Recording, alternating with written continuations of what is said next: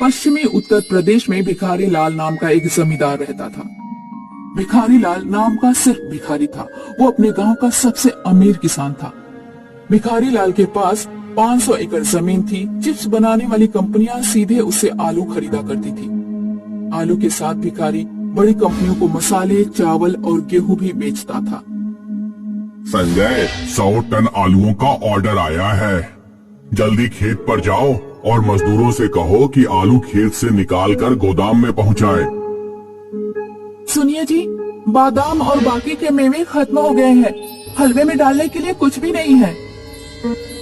तुमने पहले क्यों नहीं बताया? चंदू को बाजार भेजकर 10 किलो बादाम, 10 किलो काजू और 10 किलो पिस्ता मंगवा लो। अरे संजय, तुम अभी तक गए नहीं खेत पर? पापा, हमारे गांव में शंकर नाम का जो कपड़े प्रेस करने वाला रहता था, कल उसका निधन हो गया। शंकर की पत्नी के पास शंकर के अंतिम संस्कार के लिए भी पैसे नहीं हैं। तिजोरी से 20,000 रुपए ले जाओ और शंकर की पत्नी को दे दो।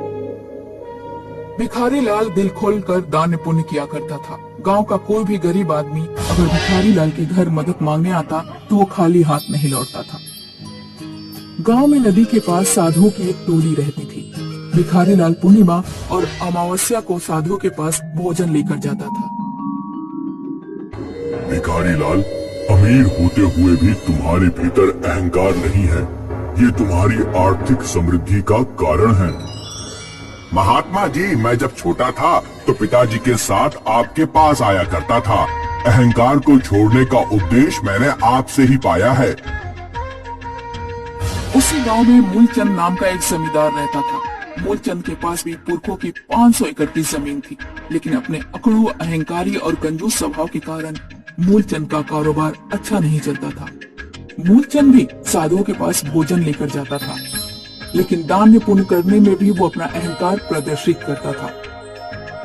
लीजिए महात्मा जी, मैं आपके लिए देसी घी और मेवों से बनी मिठाई लेकर आया हूँ। पूरे 5,239 रुपए खर्च किए हैं मैंने। भला मेरे अलावा इस गांव में आपको ऐसा भोजन और कौन दे सकता है? मूलचंद भी इसी जुगाड़ में रहता था कि कोई बड़ी कंपनी उसके खेतों की फसल खरीदना शुरू कर दे। एक दिन जब मूलचंद कार से गांव से बाहर जा रहा था, एक शहरी आदमी ने उससे रास्ता पूछा। एक्सक्यूज मी, क्या ये रास्ता फतेहगंज जाता है? हाँ भाई साहब, ये रास्ता फतेहगंज ही जाता है। आप किस काम से फतेहगंज जा रहे हैं?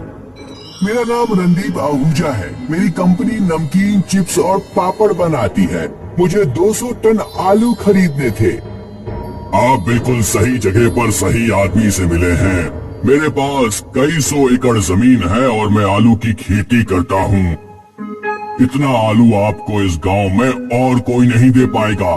चलिए घर चलते हैं और बैठकर बातें करेंगे। आइए।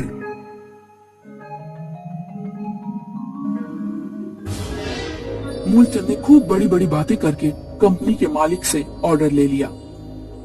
एक बात का विशेष ध्यान रखना, हमें 1 नंबर का आलू चाहिए।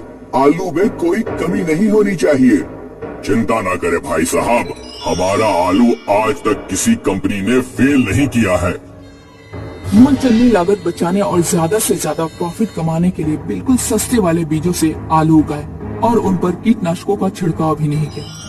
चिप्स कंपनी का मालिक मूलचंद से 200 टन आलू खरीद के ले गया, लेकिन महीने भर बाद ही आलू सड़ गए। मिस्टर मूलचंद, आपने हमारे साथ चालाकी की है। अब हम आपसे आलू नहीं खरीदेंगे। अगला ऑर्डर हमने भिखारी लाल को दे दिया है। भिखारी लाल, भिखारी लाल, भिखारी लाल। वो भिखारी लाल मेरे सारे ऑर्डर छीन लेता है। उसकी वजह से हर बार मुझे नुकसान उठाना पड़ता है। जब तक भिखारी लाल बर्बाद नहीं होगा, तब तक मैं समृद्ध नहीं हो पाऊंगा।